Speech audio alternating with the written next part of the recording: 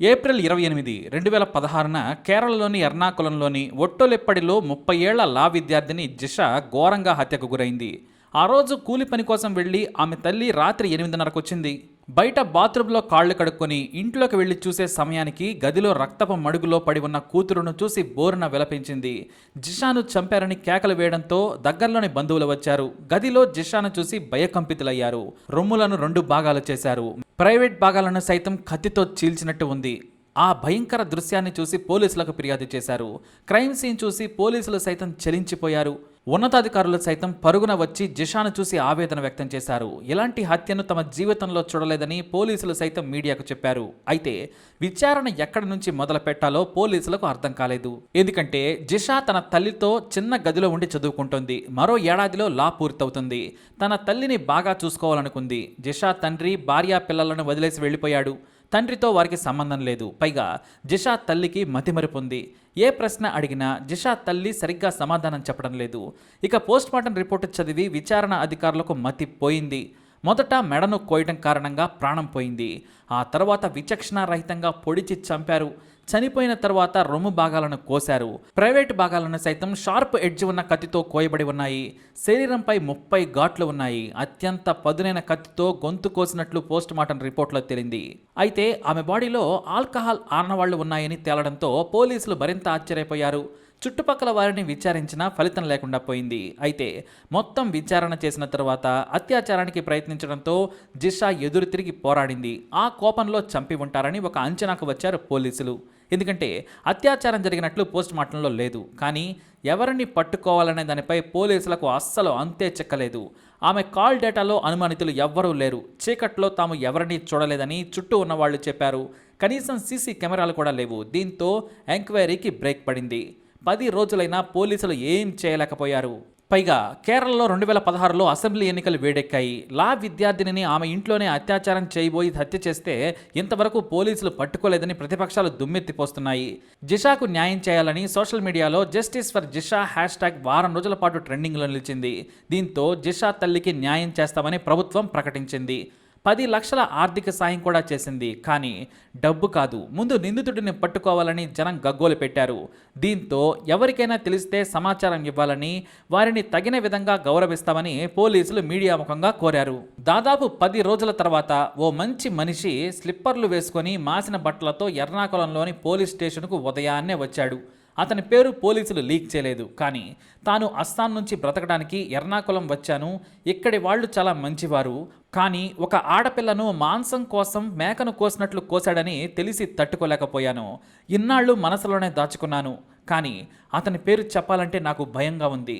ఎందుకంటే వాడు మాతో మా రూమ్లోనే ఉండేవాడు. అతని పేరు అమీరుల్ ఇస్లాం. అతనే చంపాడో లేదో నాకు తెలియదు. సరిగ్గా హత్య జరిగిన రోజు రాత్రి 9 గంటలకు మా రూమ్కు వచ్చాడు. అతని బట్టలన్నీ రక్తంతో నిండి ఉన్నాయి. చేతులకు కూడా రక్తం ఉంది. చెమట కక్కుతూ వచ్చాడు. బాత్రూంలోకి వెళ్ళి బట్టలు ఉతికి స్నానం చేశాడు. రాత్రి భోజనం చేయకుండానే పడుకున్నాడు. ఉదయాన్నే నాకు పని ఉందని వెళ్ళిపోయాడు. ఎందుకు వెళుతున్నావంటే మాకు సమాధానం చెప్పలేదు. నాకు కొన్ని చెప్పుకోలేని సమస్యలున్నాయి, ఫోన్ చేసి చెబుతానన్నాడు. మా దగ్గర కొన్ని డబ్బులు తీసుకుని వెళ్ళిపోయాడు. మేము ఫోన్ చేస్తే అమీరుల్ మొదట లిఫ్ట్ చేయలేదు, తర్వాత స్విచ్ ఆఫ్ చేశాడు. అతని మీద నాకు అనుమానంగా ఉంది. ఒక ఆడబిడ్డకు న్యాయం జరగాలని చెబుతున్నాను సార్, నా పేరు చెప్పొద్దని పోలీసులను బ్రతిమలాడుకున్నాడు ఆ మంచి మనిషి. అతని మాటలు విన్న ఎస్ఐ కుర్చీలో నుంచి లేచి వచ్చి హత్తుకున్నాడు. సమాజంలో నీలాంటి వాళ్ళు ఉండాలి. మీకు ఎలాంటి సమస్య రాదు. ఏ సమస్య వచ్చినా సరే ఒక్క ఫోన్ కొట్టు, 10 మందిని పంపిస్తాను. డబ్బులు కావాలంటే చెప్పు, ఇస్తాను అన్నాడు ఆ అధికారి. కానీ నాకు ఏది వద్దన్నాడు ఆ వ్యక్తి. వెళ్లే ముందు ఆ వ్యక్తి నుంచి అమీరుల్ ఫోన్ నంబర్ను, అస్సాంలో అతని అడ్రస్ను తీసుకున్నారు. ఇక్కడి నుంచి పోలీసులు ప్రత్యేక టీములను పెట్టి విచారణ పరుగులు పెట్టించారు. నిందితుడి ఫోన్ నుంచి సిమ్ కార్డును తీసేసినట్లు పోలీసులు గుర్తించారు. ఫోన్లో బ్యాటరీ కూడా రిమూవ్ చేయడంతో పోలీసుల విచారణకు మళ్లీ బ్రేక్ పడింది. అయితే దాదాపు 20 రోజుల తర్వాత తన ఫోన్ నుంచి అస్సాంలోని తన స్నేహితుడు ఇస్మాయిల్కు మెసేజ్ పంపించాడు. అప్పటికే deputy superintendent of police KM జిమ్మాన్ ఆధ్వర్యంలో విచారణ సాగుతోంది. అయితే ఇలాంటి విచారణలో ఆరితేరిన సూపర్ కాప్ సంధ్య ప్రత్యేక విచారణాధికారిగా నియమించబడ్డారు.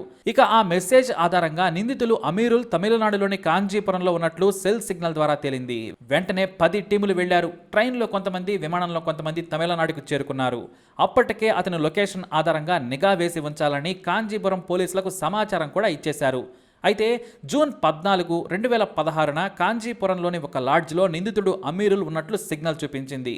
ఒకేసారి సిట్ టీం లాడ్జిపై దాడి చేసి వెతకగా అమీరుల్ అక్కడి నుంచి వెళ్లిపోయినట్లు తేలింది. దీంతో పోలీసులకు మళ్లీ జలకిచ్చాడు అమీరుల్. అయితే క్రైమ్ బ్రాంచ్ పోలీసులు కాంచీపురంను జల్లెడ పట్టారు. బస్టాప్ నుంచి బయటకు వెళ్లే దారులన్నింటిపైన కూడా నిఘా పెట్టారు. సరిగ్గా 2 రోజుల తర్వాత మరో లాడ్జ్లో దిగినట్లు తేలింది. అప్పటికే ప్రతి లాడ్జి యజమానులకు అమీరుల్ కోసం స్థానిక పోలీసులతో ఫోన్ చేయించారు. దీంతో అమీరుల్ దొరికిపోయాడు. రాత్రి 9 గంటలకు ఒక లాడ్జిలోని తన గదిలో పడుకొని ఉండగా అరెస్టు చేశారు పోలీసులు. జిషాను చంపిన దుర్మార్గుడిని పోలీసులు పట్టుకున్నారనే వార్త కేరళలో సంచలనం సృష్టించింది. ఎందుకంటే జిషా హత్య తర్వాత దాదాపు 50 రోజుల తర్వాత హంతకుడిని పట్టుకోగలిగారు. అది కూడా ఓ మంచి మనిషి ఇచ్చిన క్లూ కారణంగానే. ఆ తర్వాత పోలీసులు తమదైన శైలిలో విచారించడంతో అమీరుల్ అసలు విషయం చెప్పుకొచ్చాడు. అసలేం జరిగిందంటే జిషాకు ఎవరూ లేరనే విషయాన్ని గమనించాడు అమీరుల్. ఆమె తల్లితో ఒంటరిగా ఉంటుంది. అది కూడా అతి చిన్న ఇంట్లో ఉంటుంది. ఒకే ఒక రూమ్తో పాటు బయట చిన్న బాత్రూమ్ మాత్రమే ఉంది. ఉద్యోగం చేసుకుంటూ లా చదువుకుంటోంది జిషా. తల్లి కూలి పని చేసుకుంటూ ప్రతిరోజు రాత్రి వస్తుందని గమనించాడు. అయితే ఆమెకు ఎవ్వరూ తోడు లేరని 2-3 సార్లు వేధించాడు. తనతో గడపాలని డబ్బులు ఇస్తానని జిషాను వేధించాడు అమీరుల్. కానీ ఆమె తిట్టి పోలీస్ కేసు పెడతానంది. నేను లా చదువుతున్నాను, నన్ను తక్కువ అంచనా వేయకని వార్నింగ్ ఇచ్చింది. అస్సాం నుంచి బ్రతుకు తెరువు కోసం వచ్చిన అమీరుల్ ఎలాగైనా సరే జిషాను అనుభవించాలనుకున్నాడు. ఆమెను మానభంగం చేసినా అడిగేవాడు లేడనేది అతని ధీమా. ఆ రోజు బాగా తాగాడు అమీరుల్. ఒక విస్కీ బాటిల్ను తన జేబులో కూడా పెట్టుకుని సాయంత్రం 6:30కు జిషా ఉన్న గదిలోకి వెళ్ళాడు. లోపలికి వెళ్లి వెంటనే ముందు డోర్ పెట్టేశాడు. అతన్ని చూడగానే ఆమె కేకలు పెట్టింది. వెంటనే ఆమె నోరు మూశాడు. నోరు మూయడంతో అతని 2 వేళ్లను గట్టిగా కొరికింది. అయినా ఒక చేతితో నోరు మూసి అత్యాచారం చేసేందుకు ప్రయత్నించాడు. ఆమె నైటీ వేసుకుని ఉండడంతో అత్యాచారం చేయాలని బలవంతంగా మీద కూర్చున్నాడు. అయితే జిషా బలంగా అతన్ని నెట్టేసి తన్నింది. దాదాపు పావుగంట సేపు పెనుగులాడింది. ఎట్టి పరిస్థితులలో అమీరుల్ నుంచి తప్పించుకోవాలని డోర్ దగ్గరకు వెళ్లి కాళ్లతో తన్ని గట్టిగా చప్పుడు చేసింది. దీంతో తాగిన మత్తులో ఉన్న అమీరుల్ తాను తెచ్చుకున్న పదునైన చిన్న కత్తితో మెడను కోశాడు. ఆమె ఒక చేతితో మెడపై చేయి పెట్టుకుని మంచినీళ్లు కావాలని అడిగింది. తాను విస్కీ తాగుతూ దించి మిగతా విస్కీని ఆమె నోట్లో పోశాడు దుర్మార్గుడు. ఆమె నీళ్లనుకుని విస్కీని తాగింది. అందుకే ఆమె బాడీలో ఆల్కహాల్ ఆనవాళ్లున్నాయి. ఆ తర్వాత తాను మిగతా విస్కీని తాగి కత్తితో కసితీరా పొడిచాడు నీచుడు. ఇక రక్తం కారుతూ కొన ఊపిరితో కొట్టుకుంటుంటే ఆమె డ్రెస్ తీసేసి మొదట ఛాతీ భాగాన్ని కోశాడు. ఆ తర్వాత ఇష్టం వచ్చినట్లు మరోసారి పొడిచి ప్రైవేట్ భాగాలను కత్తిరించి పైశాచిక ఆనందం పొందాడు వెధవ. దాదాపు 2 గంటల సేపు ఆ ఇంట్లోనే గడిపిన అమీరుల్ ఆ తర్వాత స్ట్రైట్గా తన గదికి వెళ్ళాడని పోలీసులు మీడియాకు తెలియజేశారు. అయితే అమీరుల్ చేతిని బలంగా కొరకడంతో అతని రక్తం క్రైమ్ సీన్లో పోలీసులకు దొరికింది.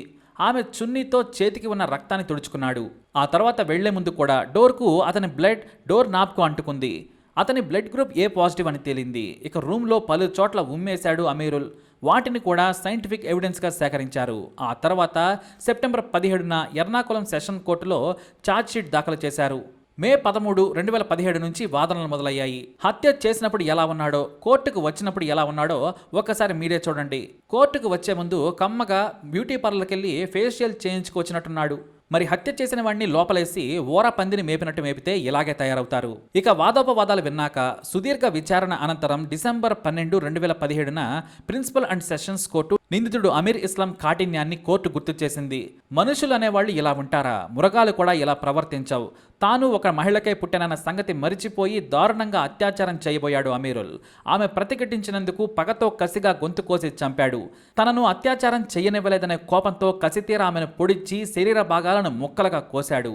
ఇలాంటి నీచుడికి ఉరిశిక్ష సరైనది. అంతేకాదు బలవంతంగా ఆమె ఇంట్లోకి చొరబడ్డందుకు, ఆధారాలు కూడా లేకుండా చేసినందుకు మరో 17 ఏళ్ల కఠిన కారాగార శిక్ష విధించింది న్యాయస్థానం. అయితే అమీరుల్ తన స్నేహితుడు ఇస్మాయిల్కు మెసేజ్ చేసి పోలీసులకు చిక్కాడు. ఆ ఇస్మాయిల్ పాత్ర ఏంటనేది పోలీసులు తెలుసుకునేందుకు ప్రత్యేక టీంలను అక్కడికి పంపాయి. కానీ పోలీసులు చేరుకునే లోపే తప్పించుకున్నాడు ఇస్మాయిల్. ఇప్పటికీ అతని కోసం వేట సాగిస్తూనే ఉన్నారు. అలా తన ఇంట్లో తాను ఉండగా దుర్మార్గుడు అనూహ్యంగా వచ్చి జిషాను కిరాతకంగా చంపాడు. మరి ఈ ఊరపందిపై మీ అభిప్రాయాన్ని కమెంట్ ద్వారా తెలియజేయండి. అలాగే ఇలాంటి ఇన్ఫర్మేషన్స్ కోసం ఈ వీడియోని లైక్ చేయండి, షేర్ చేయండి, మా ఛానల్ని సబ్స్క్రైబ్ చేసుకోండి.